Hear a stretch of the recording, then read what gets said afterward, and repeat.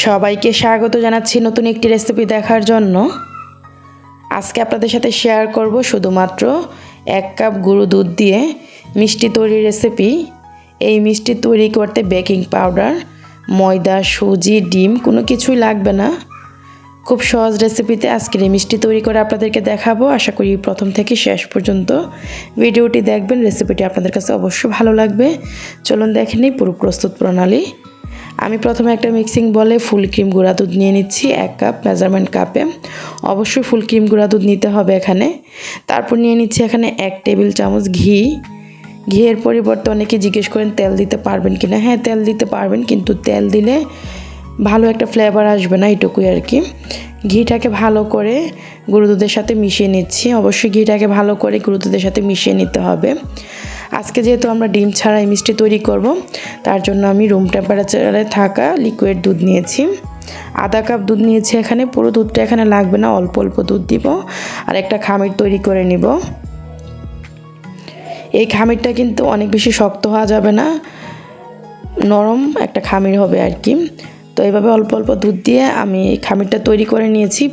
এখানে আধা কাপ দুধ নিয়েছিলাম, পুরো দুধটা লাগেনি, 2 টেবিল চামচের মতো দুধ রয়ে গিয়েছে। তো এই যে দেখুন, আমাদের এই খামিরটা কিন্তু ঠিক এরকম নরম হবে।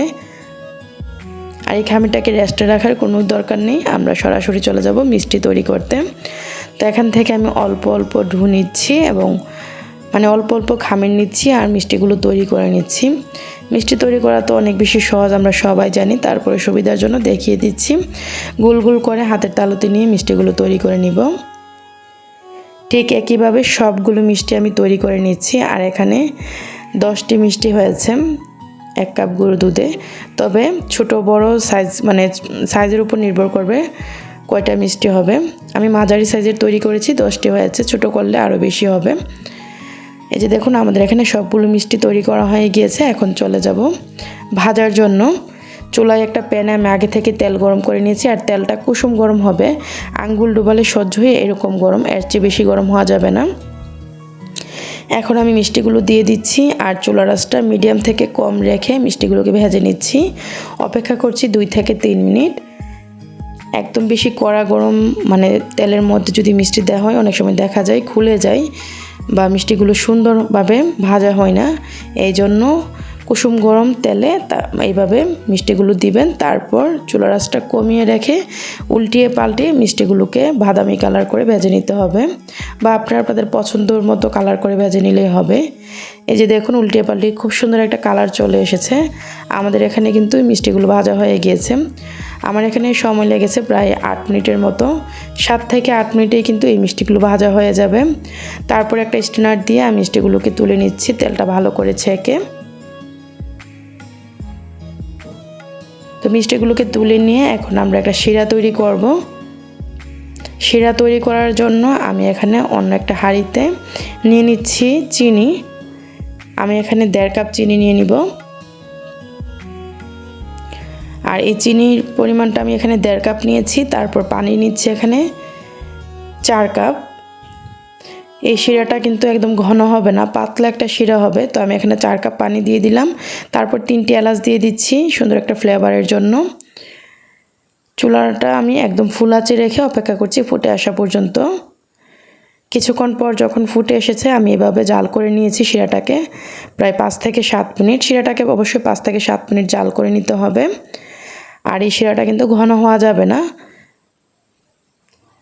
তারপর আমরা এখানে দিয়ে দিচ্ছি 2-3 ফোঁটা orange food colour. Liquid food কালারটা আমি এখানে ব্যবহার করেছি, সৌন্দর্যের জন্য দিয়েছি, এটা অপশনাল, না দিলেও সমস্যা নেই। ফুড কালারটা দিয়ে মিশিয়ে নিয়ে শিরার সাথে আমি দিয়ে দিলাম মিষ্টিগুলো। মিষ্টিগুলো কিন্তু এখনও গরম আছে, একদম ঠান্ডা হয়ে যায়নি। তো মিষ্টিগুলো দেওয়ার পর এখন আমি চুলার আঁচটা ফুল আঁচে রেখে জাল করে নিচ্ছি 5 মিনিট এইভাবে ঢাকনা ছাড়া। 5 মিনিট এভাবে ঢাকনা ছাড়া জাল করার পর আবার 5 মিনিট জাল করে নিচ্ছি ঢাকনা দিয়ে। তো এইভাবে 5 মিনিট জাল করে নিয়েছি। এখন আমি চুলাটা বন্ধ করে দিব। মোট 10 মিনিট এখানে জাল করেছি এই মিষ্টিগুলোকে। চুলাটা বন্ধ করে দিয়েছি আর চুলাটা বন্ধ করে দিয়ে এইভাবে রেখে দিব 2 ঘন্টা খানিক রেখে দিলেও হবে, বা 2-3 ঘন্টাও রাখতে পারেন। আমি রেখে দিচ্ছি ঘন্টা খানিক। এভাবে চুলা বন্ধ করে দিয়ে আমি 2 ঘন্টা রেখে দিয়েছিলাম শিরার মধ্যেই এই মিষ্টিগুলোকে। 2 ঘন্টায় মিষ্টিগুলো সুন্দরভাবে স্যুপ করে নিয়েছি শিরাটাকে। এই যে দেখুন মিষ্টিটা কতটা নরম তুলতুলে হয়েছে। একটা মিষ্টি আমি আপনাদেরকে তুলে দেখাচ্ছি। আমি আপনাদেরকে এই মিষ্টিগুলো কেটেও দেখাবো ভিতরটা কতটা সফট হয়েছে। অনেকেই বলেন গুঁড়া দুধ দিয়ে মিষ্টি তৈরি করলে মিষ্টি ভাজার সময় বা শিরা দেওয়ার সময় ভেঙে যায়। দেখলেনই তো একটা মিষ্টিও ভেঙে যায়নি, ভাজার সময়ও শিরায় দেওয়ার পরও।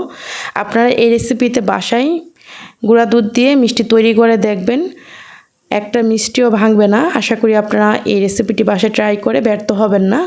এই যে দেখুন মিষ্টির ভিতরটা কতটা নরম তুলতুলে হয়েছে। আমি আরও কিছু মিষ্টি আপনাদেরকে কেটে দেখাচ্ছি, ভিতরটা কত সুন্দর সফট হয়েছে।